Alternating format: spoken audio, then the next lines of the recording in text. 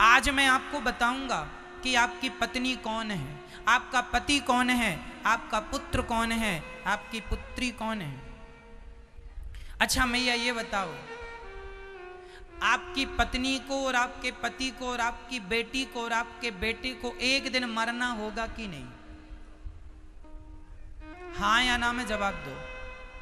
आपके माता, आपके पिता, आपकी सास, आपके ससुर, इन लोगों को एक दिन मरना होगा कि नहीं? और आप स्वयं अपनी बात करो, आपको भी एक दिन मरना होगा कि नहीं? मरना होगा। सच्चाई यही है कि मुझे मरना होगा। सच्चाई यही है कि आज मेरे आसपास जितने लोग हैं सब एक दिन मर जाएंगे, मुझे भी जाना है। मैं किस किस के मरने पर रोऊं ये बताइए, किस किस के मरने पर रोऊं? तो क्या मैं रोने के लिए यहां आया हूं संसार में? क्या मुझे पता नहीं था कि मेरे दादाजी एक दिन मरेंगे? बोलो, क्या मुझे पता नहीं है कि मेरी दादी एक दिन मर जाएंगी? इसलिए कहता हूं, सत्य से भागने की जरूरत नहीं है, सत्य को स्वीकार करने। आज लोग दुखी क्यों हैं? क्योंकि वह सत्य को स्वीकार नहीं करते। चित्रकेतु रोने लगे, मेरा बेटा मर गया, मेरा बेटा। नारद जी ने समझाया, पागल रोता है, बेटा मर गया। कौन तेरा बेटा है? बोले ये मरा पड़ा है बेटा। ना पागल, ये तेरा बेटा नहीं है। नहीं माने चित्रकेतु। नारद जी ने हाथ में जल डाल करके मरे हुए बच्चे के ऊपर छोड़ दिया, मरा हुआ बच्चा जिंदा हो गया। पिताजी ने कहा आ तुझे गले से लगाऊं, और जब गले से लगाने बढ़े तो सब 5 साल के बच्चे ने कहा खबरदार, ये बताओ कि आप कौन हो? पिता ने कहा मुझे नहीं जानता, मैं तेरा पिता हूं। उस बच्चे ने कहा पिताजी कितनी बार मेरा जन्म हुआ, कितनी बार आपका जन्म हुआ, किस जन्म के आप माता पिता हो, जरा ये तो स्पष्ट कर दो। कितनी बार मेरा जन्म हो चुका और कितनी बार आपका जन्म हो चुका? पिछली बार मैं भिखारी था, आपके घर भीख मांगने आया था, आपने मुझे गेहूं काटा दिया था, साथ में गाय का सूखा हुआ गोबर, ओपले, कंडे आपने मुझे दे दिए। मैंने उन ओपलों में आग लगाई, कंडों में आग लगाई, एक कम बहुत सारी चींटियां थी, बहुत सारी, वो सारी चींटियां, रात्रि को भोजन बनाया, सारी चींटियां जल गईं। और आपके आटे की 5 रोटियां मैंने पिछले जन्म में खाई, पिछले जन्म में 5 रोटियां आपकी खाई, तो 5 वर्ष तक आपका बेटा बन के 5 रोटियों का हिसाब मैंने चुकाया। मैंने धोखे से उन चींटियों को आग में जला के मार डाला। वही चींटियां आपकी पत्नी बनकर आई हैं और मैंने उन्हें जलाया था, उन्होंने मुझे जहर दे के मार दिया। वो तो भगवान को भोग लगा के खाए, तो एक जन्म में ही सबका हिसाब किताब चुक गया, नहीं तो ना जाने कितने जन्म लेकर सबका अलग अलग हिसाब किताब चुकाना पड़ता। ये जो आपकी पत्नी है कौन है?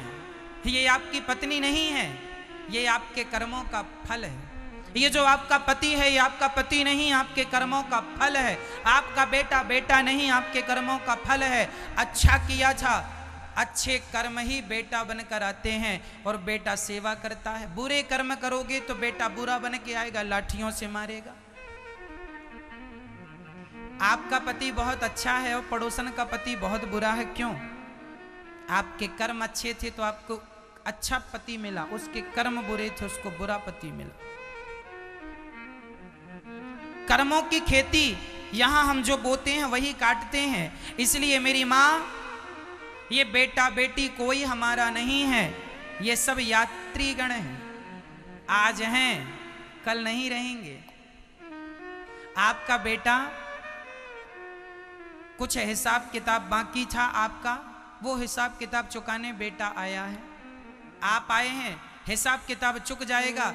अच्छा मैं आपके भटिंडा में कितने दिन के लिए आया हूं बताओ? कितने? 7 दिन बाद चला जाऊंगा, हाँ या ना? उसी प्रकार जैसे हम आपके भटिंडा में 7 दिन के लिए आए हैं, 7 दिन आपको कथा सुनाएंगे, 7 दिन बाद हम चले जाएंगे। उसी प्रकार इस संसार में हम 7 दिन के लिए आए हैं, आप 50 साल के लिए, 70 साल के लिए, 100 साल के लिए आए हैं, हम कथा सुनाने के लिए आए हैं। आप भी तो कोई ना कोई उद्देश्य की पूर्ति के लिए संसार में आए हैं। मेरा उद्देश्य है कथा सुनाना, आपका भी तो कोई उद्देश्य है ना। आप, मेरा समय काल 7 दिन का है, मेरा कार्यकाल कितने दिन का है यहाँ पर? 7 दिन का। इसके बाद जाना होगा। उसी तरह आपका भी कार्यकाल, किसी का 40 साल, किसी का 70 साल, किसी का अधिक से अधिक 100 साल। ये कार्यकाल पूरा करो और आपको जाना पड़ेगा कि यहीं बने रहोगे भटिंडा में, नहीं जाओगे फिर। इसलिए ये जो पति पत्नी हैं ये सब यात्रीगण हैं। ट्रेन में आप जाते हैं तो आपकी सीट के बगल में कुछ यात्री बैठे मिलते हैं। स्टेशन आता है, कुछ उतर जाते हैं, कुछ चढ़ जाते हैं। आपके दादाजी का स्टेशन आ गया, दादाजी उतर गए, तभी बहू के बेटा हो गया, नाती चढ़ गया। एक आ रहा है, एक जा रहा है। दादाजी निपट गए, नाती जी का प्रवेश हो गया, नाती जी आ गए, बहू के बेटा हो गया। एक जा रहे हैं, एक आ रहे हैं। यही प्रकृति का नियम है।